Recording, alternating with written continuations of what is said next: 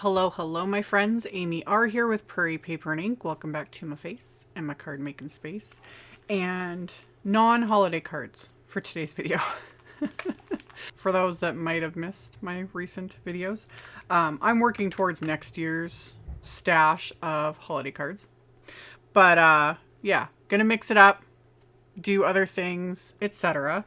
And I have had this die set. This is from Picket Studios. This is the Macrame Pot and Flora die set. This came out, I think, in last month's release. I think it was last month. I don't even remember.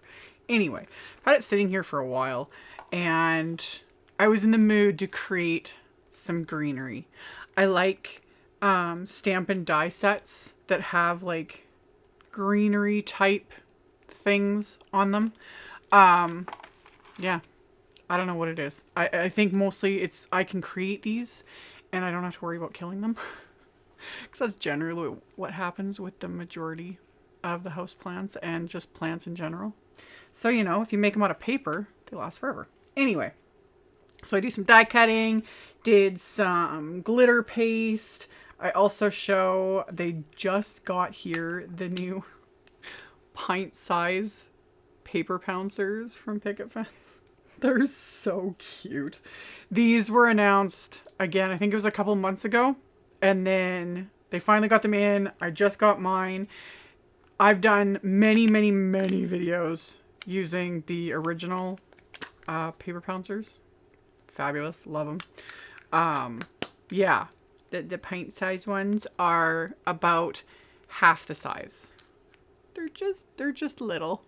Love them. Love them.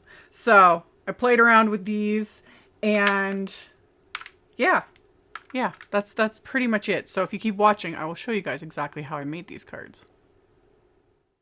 So the first thing I did was the backgrounds for these cards. And I have my grip mat and the Picket Studios brick and mortar stencil. This one just came out. This is like a 6x8 or 6x9 stencil.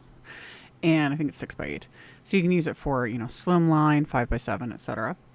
And then I'm using Picket Fence Twinkle Lights Gold Paper Glaze Luxe. This is a shifty one. It looks very sort of bland in the container. And when you first apply it, it's very unassuming. And like I said, it's a little shifty.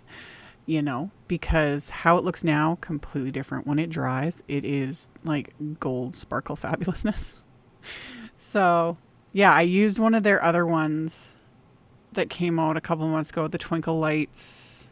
I forget what it was called. And same sort of thing. It was very sort of bland. And then when it dried, it was like, oh, well then. So I really wanted to use the gold for this because I was like, I bet it's just going to look fabulous when it's done. So I applied that over the stencil using a palette knife and purposely didn't go all the way to the edge. I wasn't 100% certain. Like right now, these panels of cardstock are 4 1/4 by 5.5 inches. And I wasn't sure if I was going to keep it like the full size or if I was going to trim it down a bit. But yeah, didn't need it to be perfect, you know, edge to edge. I just wanted the pattern because like the glitter is going to, you know, do all the talking. So after I was done applying it over both of these card fronts, I just applied it like fairly thin, like just to like the thickness of the stencil itself. Immediately cleaned off my stencil and my palette knife because any type of glitter paste, you do not want to let it dry on your stencils. It's a nightmare and sometimes almost impossible to remove afterwards. So cleaned everything off, set it all aside to dry. And while those backgrounds were drying, I die cut a whole bunch of just scraps of different colors of green cardstock using a bunch of the little greenery wafer dies from that Macrame Pot and Flora die set. And I could have done, and I was originally going to just die cut scraps of white cardstock and then just add the color with my little pouncers and different shades of green. However, starting with green cardstock already just saves me some time. But yeah, if you don't have lots of colors of cardstock, having just white totally works. You can add color either with pouncers or brushes or just direct to paper with your ink pads. You know, whatever works for you. But yeah, these pouncers are adorable. I've shown the larger ones, like I said, so many times. I really enjoy them. It depends sort of on the look I'm going for and what I'm trying to achieve, but to just quickly add color to die cuts, I've even used them on backgrounds. That's not what they're meant for, as they're not meant for like blending. That's generally where I'll use a brush, which I'll show later in the video. But for quickly adding color to like die cuts and things like that, I love the little pouncers.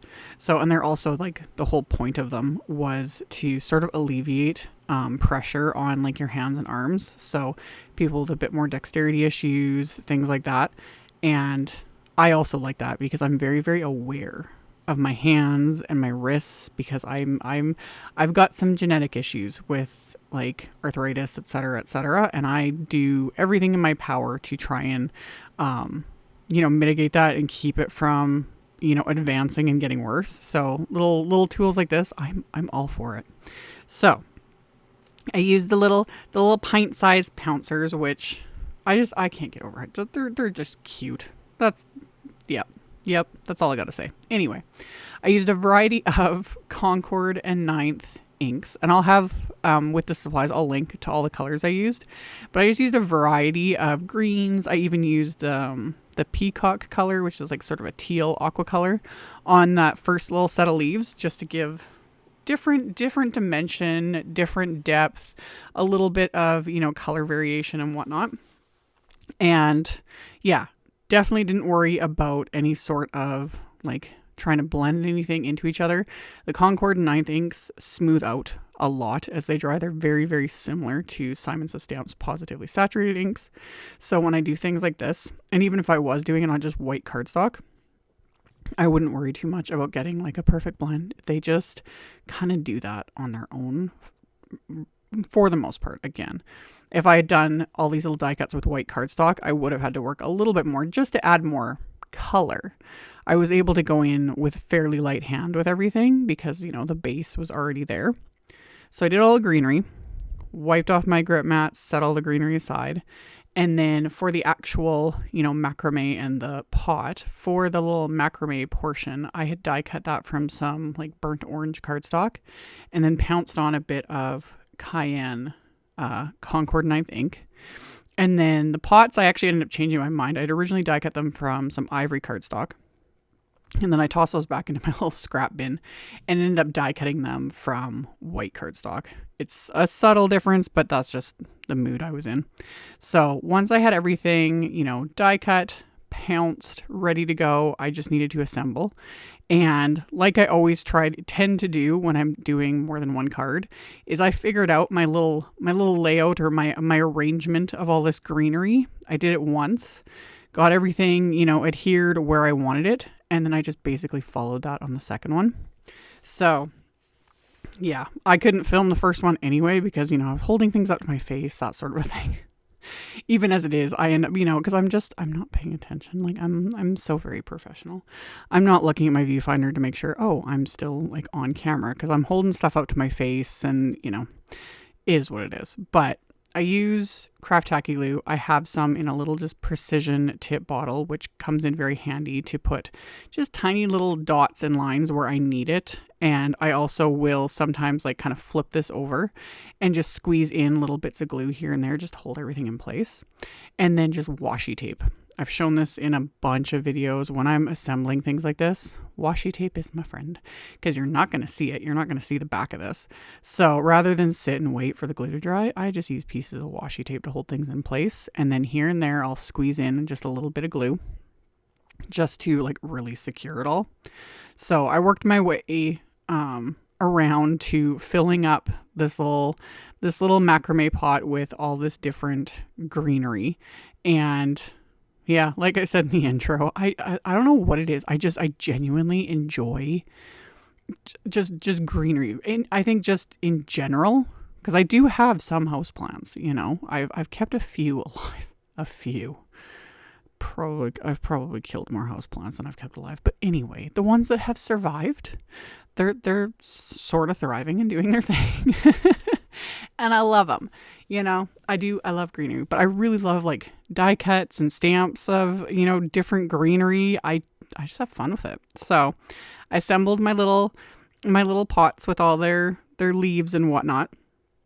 And then my backgrounds were dry, and I did end up deciding to trim them down a bit. I just trimmed them down to just slightly smaller than an A2 card base. So now these are about 4 inches by 5.25. So I just used my guillotine trimmer and just cut off like basically 1/8 of an inch off of each side of these backgrounds. And then I'm just going to adhere the die cut cluster with craft tacky glue.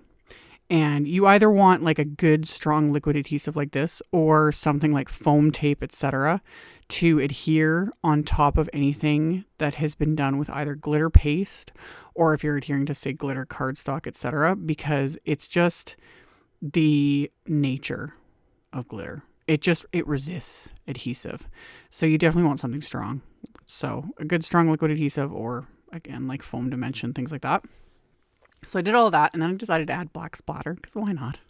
So adding any type of splatter on top of something like glitter paste, you are not going to get like perfectly defined splatter dots, because whatever you're splattering is going to sort of absorb into the glitter paste. Like this paste is all dry, but it isn't a smooth surface. So the paint is going to kind of soak in, and you get like just sort of different effects. I knew that was going to happen, and I kind of actually liked it. I don't know.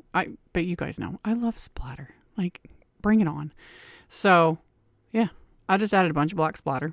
Just gave it texture, a little bit of just, I don't know, something. And then, again, set it aside to dry. Grabbed a scrap of black cardstock. And I've got a little sentiment from the Momma's Thoughts stamp set. And I used my anti-static powder tool on that cardstock, and then stamped the sentiment with clear embossing ink, and then coated that with some detail white embossing powder. Gonna melt that with my heat tool till it's all smooth and melted.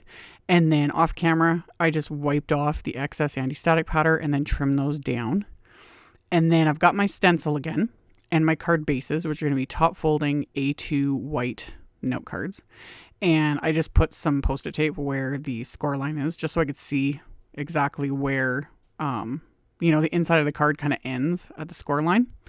And then over that, I am lightly blending wheat, the color wheat from the Concord 9th ink line, and using one of the Picket Fence life-changing blender brushes, which, if you're not aware, Nicole, the owner at Picket Fence, she's the one who brought like the whole concept of blending brushes into like stamping, card making, etc. And they really were life-changing. They changed the game, because man, I struggled with ink blending until these became a thing. And I remember her reaching out to me and being like, "Hey, do you want to try these?" And I was like, "Sure, I'll do anything." Because I was like, I struggle using blending foams. They're the worst. I can't get a good blend. And yeah, she was right. The brushes totally changed the game. So I still have them, as I showed. I still have my life-changing blender brushes. I forget how many years it's been since those were released. They're still available. I'll have links to them, just like everything else. And yeah, got them in a container and pulled one out, used it for this. I did very, very light blending, as you could see, just to give, that pattern and whatnot on the inside of the card, but not so dark and intense. Like, I want to be able to easily write over this. So I did the blending, and then I adhered the little sentiment strip that I had trimmed down, and adhered that with some craft tacky glue. And then I die cut a couple more of these little tendrils with the greenery wafer dies. So I die cut a couple more. I'd pounced the same green inks over them, and then just kind of adhered them onto the inside of the card, just to bring in a little bit more color. So once those were adhered into place, to adhere the card fronts, I actually took a scrap of some heavyweight cardstock and adhered that to the back of these panels. It's going to give it just a tiny bit of dimension, so it's like popped up just a little bit off the card base, but this will also help like kind of hold down these card fronts, because they're pretty warped from all of the embossing paste. So got everything adhered into place, let that glue dry. And then for the main sentiment, I used the HiHeyHelloHowdy die set. It has all those words in it, but I just used the hello word die cut it from scraps of black cardstock, and then trim down just a portion of one of them to adhere behind what will be on the front so that it pops it up just a little bit, since I'm adhering it on top of all those other die cuts. So this just kind of evens it out and saves me from having to trim little pieces of foam tape. So adhere those together, and then I'm going to put, again, strong liquid adhesive on the back of the word die cut, line that up onto the card front. And once that's pressed into place, just let that glue dry, and these cards are complete. So I'm going to tilt them in the light so you guys can see just, that glitter paste is so fun. And like I said, it looks completely different in the jar, looks completely different when you first apply it. You just got to let it dry, and then it's like all these little shades of gold. I love it. It was super fun. So, like I mentioned earlier, I will have links below the video to my blog post. I will have a supply list and link to all the supplies I used. You can check that out in the description box below the video if you are interested. Thank you all so very much for taking the time to watch my videos, for thumbs upping, commenting, subscribe if you haven't. I'd love to have you. And I'll see you all very soon in the next video. Bye.